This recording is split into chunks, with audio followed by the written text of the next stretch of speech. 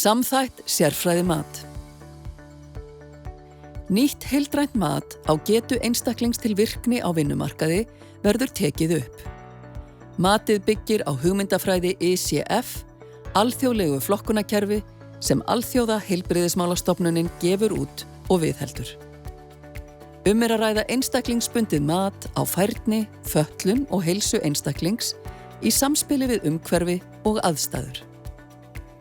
Í hugmyndafræði ICF nokkurs konar 360 gráðu athugun á hverjum einstaklingi þar sem teknir eru inn fleiri matsþættir en áður hefur verið gert.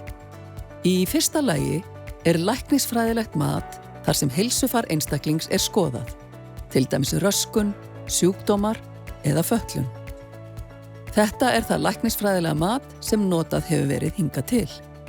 Síðan það færniþættir, þar sem verið að skoða starfsgetu hjá einstaklingi, líkamsstarfsemi og líkamsbyggingu, auk getu til þátttöku og athafna.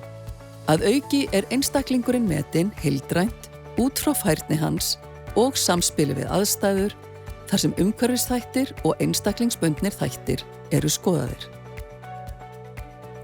Umsækjendur nýja örorkulífeyrinn og hluta örorkulífeyrinn sem sækja eftir 1. september 2025 þurfa að fara í samþætt sérfræði mat.